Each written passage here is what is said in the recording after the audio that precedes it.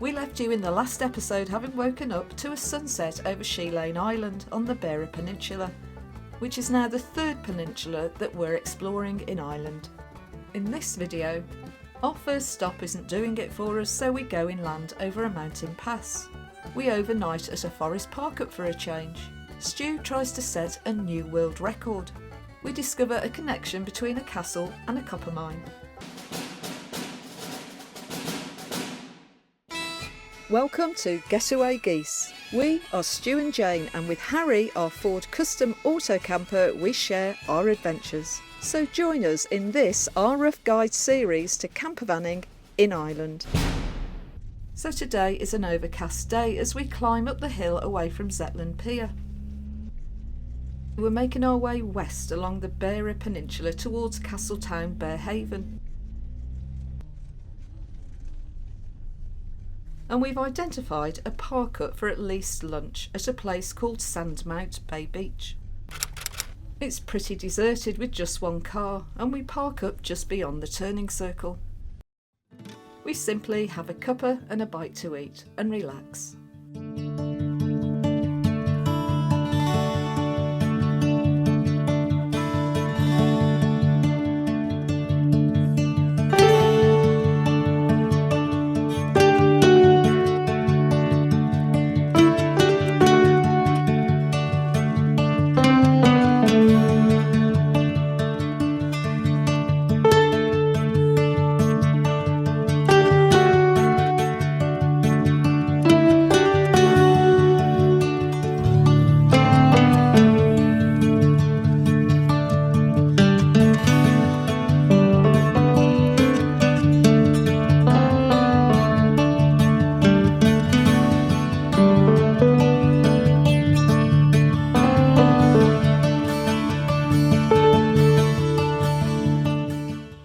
As we watch the small boat heading its way up the coast, we have decided to take a different approach today, and we're heading to the centre of the peninsula.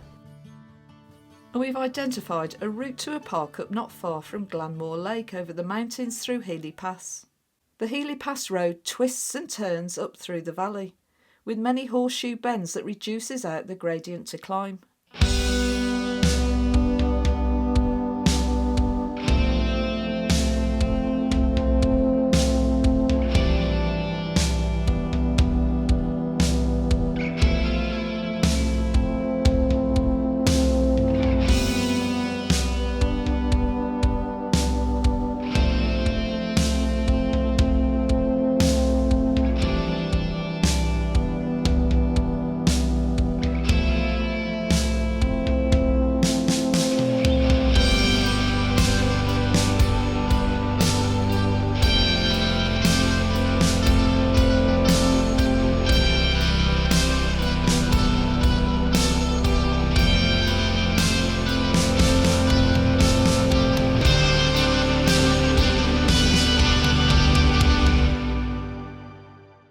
This pottery shop and cafe are closed today, and we assume that maybe it's seasonal, but it might be that it's just not open at all. The Healy Pass was actually built in the famine times in 1847 to help prevent starvation. There needed to be a road between the Cork and Kerry side of the peninsula, and it's named after Timothy Michael Healy, who was a local Cork politician and Governor-General of Ireland. Now interestingly, it was only named the Healy Pass after his death in 1931. We then travelled down the other side, giving a view of the north side of the peninsula, which is equally as dramatic. Prior to that, it was a track called Ballock Stark, and apparently back in the day funeral processions stopped at the top of the pass, and the coffin was pushed across the border to be received by the awaiting people. We finally get down to the valley floor and track back along the shores of the Glanmore Lake into a wooded area, where we find a park up for the night with the mountains towering above. Fantastico! What more do you want, Tico?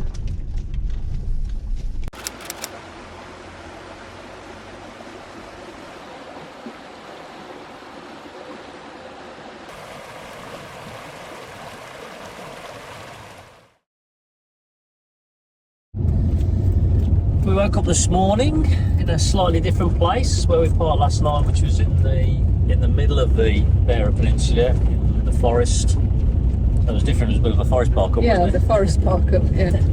So that was nice just to see a different scenery. Really, it was right by a river. It was at the end of a dead end, and then we sort of bedded down last night. We did a bit of video editing and etc. and had tea. We had a fairly good night's sleep, although it did get disturbed at one point. Yeah, we both had our headphones on and we heard a really loud noise that we could hear over, outside over our headphones, but we don't know what it was. It wasn't a normal, forest noise. It was a man-made noise. It sounded like, to me, I'll be honest, like a van or a car, but there's nothing parked next to it because we're in the middle of nowhere. But obviously it was still a bit twitchy, so it both made us take our earphones out and wonder what the hell was that. And then it didn't help that I could hear a sheep and I could have sworn it was a man shouting for help. So by this time your brain's like... Jane's imagination was running away with overload, because you just, it's a bit... But once we were asleep we were fine. Yeah, milk is a bit of a strange one, isn't it? We don't understand the milk system. Like in the UK it's like red is no fat, green semi, and blue is full fat milk, whereas here the green seems to be different things depending on the brand, so I get really confused. And here we are at the Healy Pass Hillclimb record attempt as he exits the paddock and makes his way to the start. And it's lights out and we are go, go, go!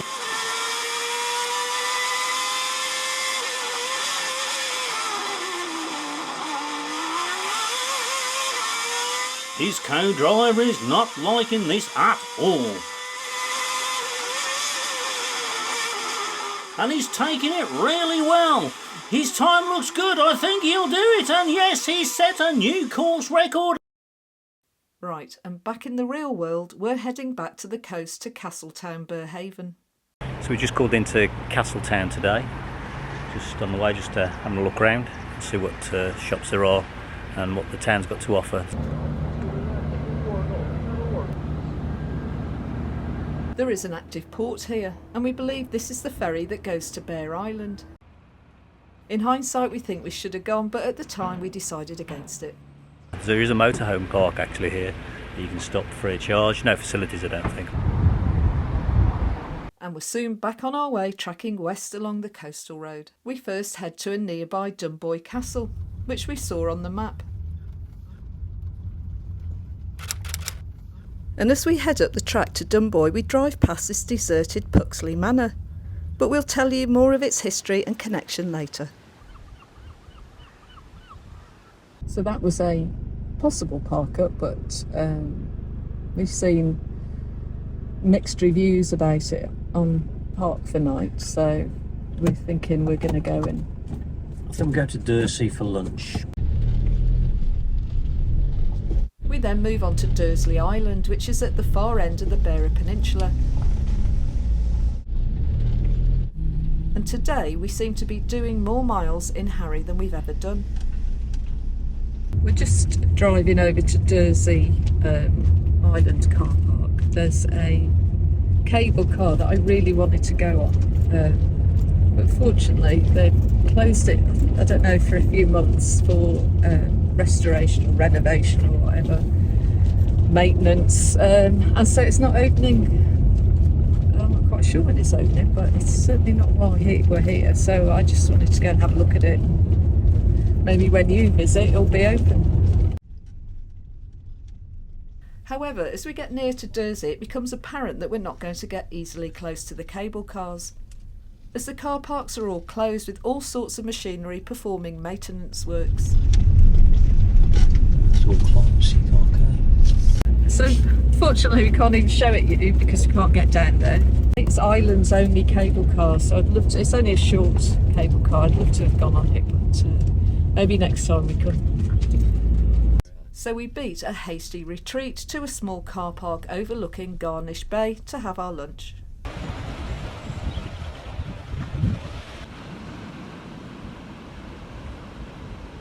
We understand the boat in the sea, but we still get amazed at swimmers braving the cold waters. And we sit and research where we've just been, as we're absolutely loving all the Irish history that we're learning on this trip. So you know the place we've just been to, Dunboy Castle? Yes. You know there wasn't much of it left. No. That was because it got sieged in around about 1602, I think it was.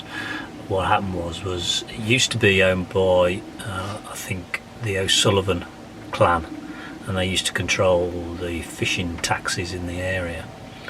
And then the English in the 7-Year War sent over a 5,000 army, and apparently there was only 143 people who were in the garrison, and they thought they could defend it. Oh. And they did, apparently, for a long time, but then under heavy cannon fire or whatever, they basically got through hand-to-hand fighting. And then there was somewhere around about, 50 people, whatever it was, left that got taken prisoner, and they were executed in the local marketplace. That's why there's nothing left, because he was besieged and that.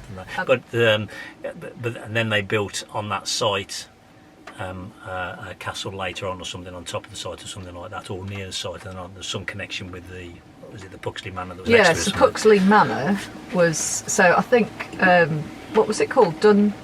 Dunboy Castle. Dunboy Castle, I think, was bequeathed to the guy that bought, he built Puxley Hall, and he he was big in copper mining. Okay. Is it the Healy? Allihies. That's where. Well, Allihies is where we're going to go to the campsite, and probably tomorrow. Okay. So that's where we're stopping. Okay. That's all Allihies. That's just up sort of sub-coast. So he owned that, and he built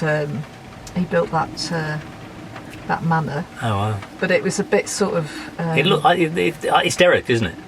It is. It's funny. It was almost like it was cursed, because it was bought by him, and then his son took over, Henry Puxton, and he did work to it. But then the copper market fell apart, and his wife died during childbirth, so he left Ireland completely, and it was left to rack and ruin, and then it got burnt down. And then it got sold to a local family till 1999, and then it was bought by some local businessman and then a hotel chain that wanted to do it up. And so they started. Because it looks massive. It's huge. Because there's a front to it. There's like a modern part that looks like glass, and then the back of it looks like there's loads of built. But you can't appreciate how much work they've done until you see the old. Oh right. Okay. So they've done a lot of work, but just about when they were to start work, this is in like the 2000s. Yeah. They found a colony of bats. Protected, so they had to spend 150,000 to build a. Yeah, well, that's. But they couldn't handle them, so they had to wait until they naturally migrated out. To it. So they did all that work that we've seen today, all that glass and everything, but the financial crash in 2008 stopped all work. I did see something online, and it said, how were they given planning permission for this?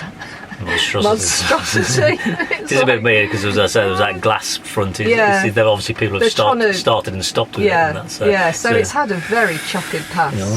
Rain's come in. Yeah. Decided against a walk. Yeah. By the time I'd finished doing my things, I had a few things to sort out. It's the afternoon's gone. Turn left now.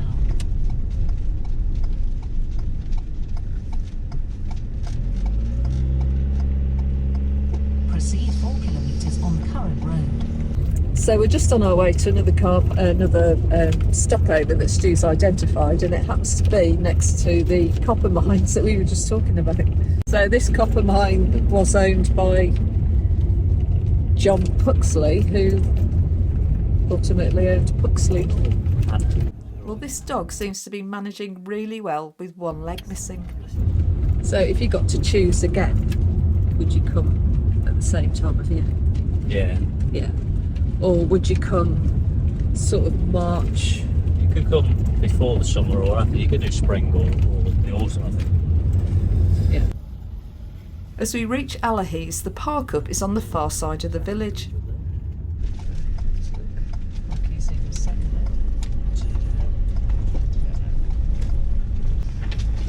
Oh, okay, got a problem. you can open the gate. Oh, that's not so much of a problem.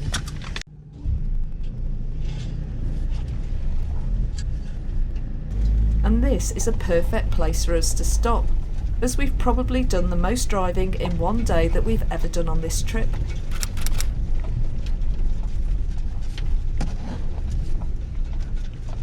Yep. Yep. Thumbs up.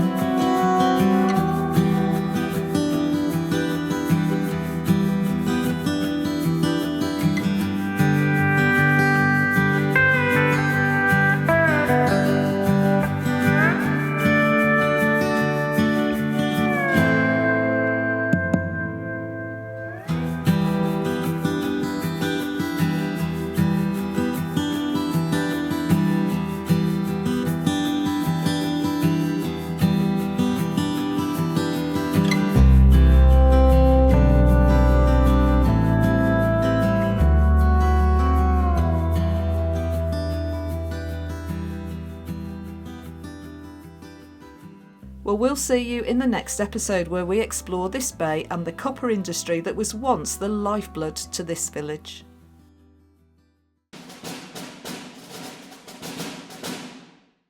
So thanks for watching, and if you enjoyed this video then help us grow the channel by subscribing, liking and commenting.